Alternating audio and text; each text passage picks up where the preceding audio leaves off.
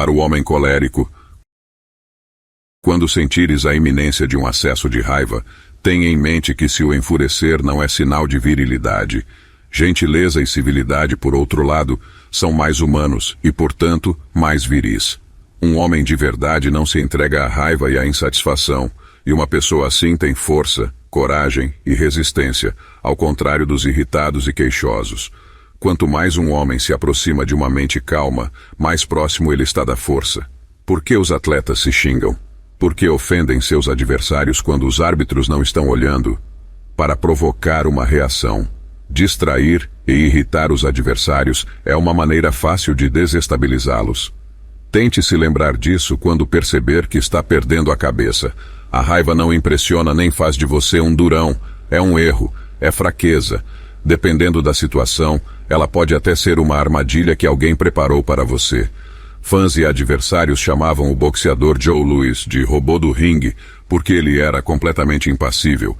Sua atitude fria, calma, era muito mais aterrorizante do que qualquer visual insano ou explosão emocional. Força é a capacidade de manter o domínio sobre si mesmo. É ser a pessoa que nunca se enfurece, que não pode ser irritada, porque está no controle de suas paixões, em vez de ser controlada por suas paixões. Um bom estado de espírito.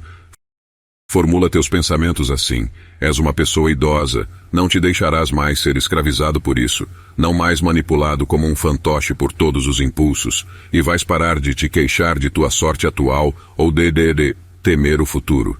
Ficamos com raiva da pessoa que vem e tenta nos dar ordens. Não me diga como devo me vestir, como devo pensar, como devo fazer meu trabalho, como devo viver. Isso ocorre porque somos pessoas independentes, autossuficientes. Ou, pelo menos, é o que dizemos a nós mesmos. Contudo, se alguém diz algo de que discordamos, alguma coisa dentro de nós indica que temos de discutir com ele. Se há um prato de biscoitos diante de nós, temos de comê-los. Se alguém faz alguma coisa de que não gostamos, temos de ficar furiosos. Quando surge um contratempo, temos de ficar tristes, deprimidos ou preocupados. Mas se alguma coisa boa acontece alguns minutos depois, de repente ficamos felizes, empolgados e queremos mais. Não deveríamos nunca deixar outra pessoa nos sacudir para cá e para lá, da maneira como fazem nossos impulsos. É hora de começarmos a perceber isso desta forma. Que não somos fantoches que podem ser levados a dançar desse ou daquele jeito só porque nos apetece. Deveríamos ser aqueles que estão no controle e não nossas emoções, porque somos pessoas independentes, autossuficientes. A fonte da sua ansiedade. Quando vejo uma pessoa ansiosa, pergunto a mim mesmo, o que ela quer? Pois se a pessoa não estivesse querendo algo que está fora de seu controle, por que sentiria ansiedade? O pai ansioso, preocupado com o filho. O que ele quer? Um mundo que seja sempre seguro. Uma viajante inquieta. O que ela quer?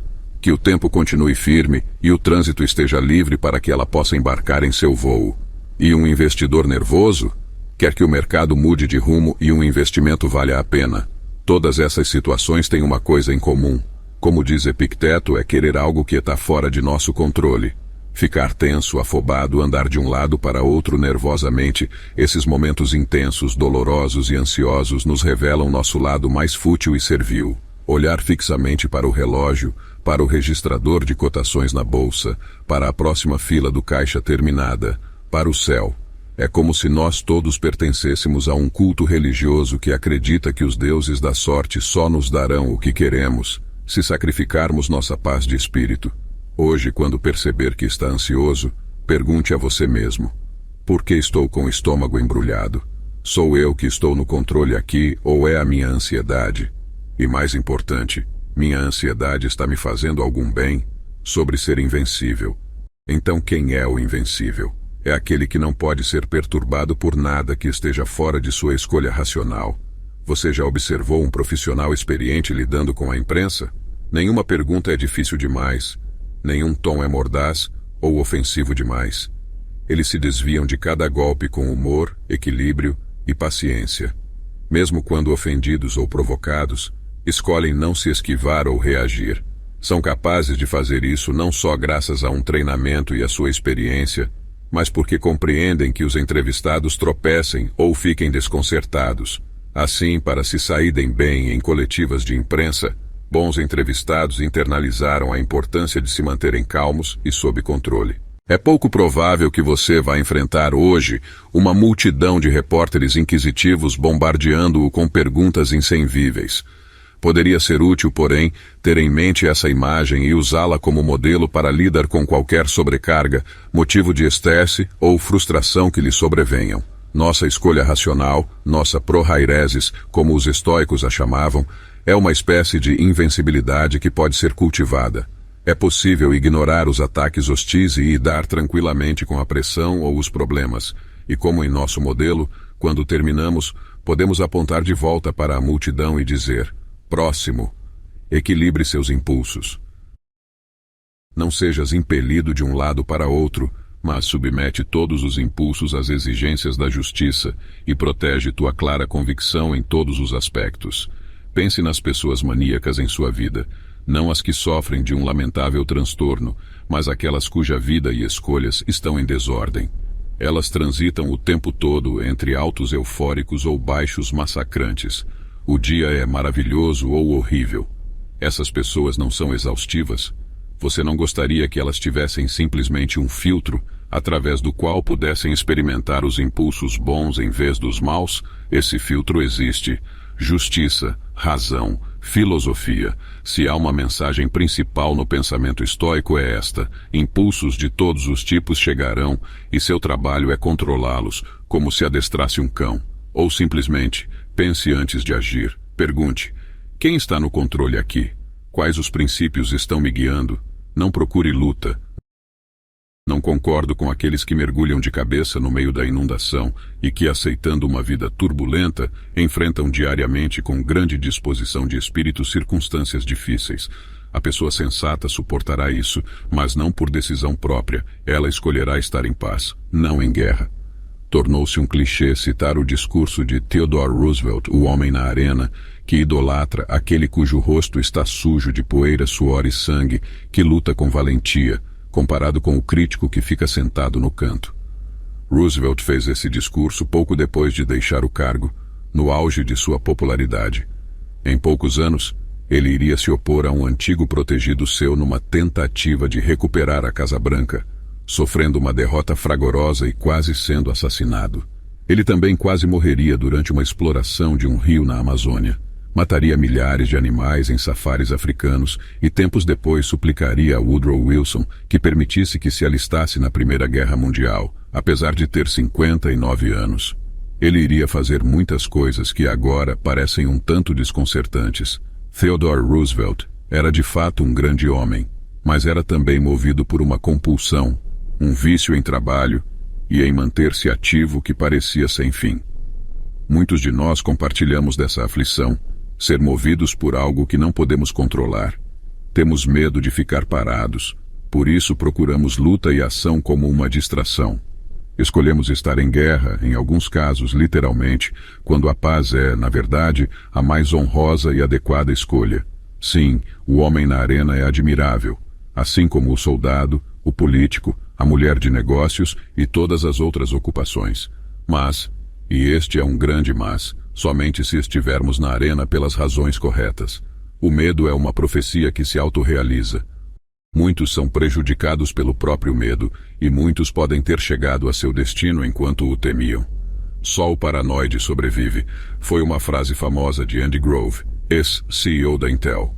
Talvez ela seja verdadeira, mas também sabemos que o paranoide destrói a si mesmo mais depressa e mais espetacularmente que a qualquer inimigo. Sêneca, tendo acesso à elite mais poderosa de Roma e a conhecendo muito bem, teria visto essa dinâmica se desenrolar vividamente. Nero, o discípulo cujos excessos Sêneca tentou refrear, matou não apenas a própria mãe e a esposa, mas por fim voltou-se também contra Sêneca, seu mentor. A combinação de poder, medo e mania pode ser mortal. O líder, certo de que pode ser traído, decide trair os outros primeiro. Temendo não ser apreciado, ele se empenha tanto para conseguir que as pessoas gostem dele, que acaba provocando o efeito contrário. Convencido de que a administração vai mal, ele gerencia cada pormenor, controlando os funcionários, e se torna a fonte da má administração. E assim por diante, acabamos por infligir cegamente a nós mesmos coisas que tememos ou que nos apavoram. A próxima vez que estiver com medo de algum resultado supostamente desastroso, lembre-se de que se não controlar seus impulsos, se perder o autocontrole, você pode ser a própria fonte do desastre que teme. Isso aconteceu com pessoas mais inteligentes, mais poderosas e mais bem-sucedidas. Pode acontecer conosco também. Isso o fez sentir-se melhor? Tu choras, estou sofrendo forte dor. Mas essa dor é de algum modo aliviada, se a suportas de uma maneira pouco viril. Da próxima vez que alguém ficar transtornado perto de você, chorando, gritando, quebrando alguma coisa, sendo mordaz ou cruel, observe como esta declaração os fará parar imediatamente. Espero que isso esteja fazendo com que se sinta melhor, porque é claro, não está. Somente no calor da extrema emoção podemos justificar um comportamento desse tipo, e quando precisamos explicá-lo, geralmente nos sentimos envergonhados. Vale a pena aplicar esse padrão a você mesmo. Na próxima vez que se encontrar em meio a uma crise de nervos, ou resmungando e reclamando porque suspeita estar pegando um resfriado, ou chorando lágrimas de arrependimento, apenas pergunte: isso realmente está fazendo com que eu me sinta melhor? Está aliviando algum dos sintomas que eu desejaria que desaparecessem? Você não tem de ter uma opinião. Eis um exercício divertido. Pense em todas as coisas perturbadoras das quais você não tem conhecimento, coisas que as pessoas podem ter dito sobre você pelas costas, erros que talvez tenham passado batidos, coisas que você deixou cair ou perdeu sem nem sequer perceber. Qual é a sua reação? Nenhuma, porque você não tem conhecimento disso. Em outras palavras, é possível não ter uma opinião sobre uma coisa negativa. Você precisa apenas cultivar esse poder em vez de exercê-lo acidentalmente. Em especial quando ter uma opinião tende a nos deixar contrariados. Pratique a habilidade de não pensar absolutamente nada sobre determinada situação, haja como se não tivesse nenhuma ideia de que ela jamais ocorrera, ou como se nunca tivesse ouvido falar nela antes. Deixe-a tornar-se irrelevante ou inexistente para você, e assim ela se tornará muito menos poderosa. A raiva é um combustível ruim. Como os estoicos disseram muitas vezes, ficar com raiva quase nunca resolve as coisas. Em geral, as torna piores. Ficamos perturbados, então a outra pessoa também fica, e todos se veem perturbados, enquanto o problema continua longe de ser resolvido. Muitas pessoas bem-sucedidas vão lhe dizer que a raiva é um combustível poderoso na vida. O desejo de provar que todos estão errados, ou esfregar isso na cara deles, fez muitos milionários. A raiva de ser chamado de gordo ou de burro criou excelentes corpos e mentes brilhantes. A raiva de ser rejeitado motivou muitos a trilhar o próprio caminho. Mas essa é uma visão turva. Essas histórias deixam de lado a poluição produzida como efeito colateral e o desgaste que ela provocou no motor. Ignora cada vez mais para manter a máquina em movimento, até que finalmente a única fonte que resta é o ódio de si mesmo. O ódio é um fardo pesado demais para suportar. Martin Luther King Jr. advertiu seus companheiros líderes dos direitos civis em 1967, ainda que eles tivessem todos os motivos para responder ao ódio com ódio. O mesmo se aplica à raiva. Na verdade, aplica-se à maior parte das emoções extremas. Elas são um combustível tóxico. Há uma grande abundância dela por aí no mundo, não resta dúvida, mas os custos que a acompanham nunca valem a pena.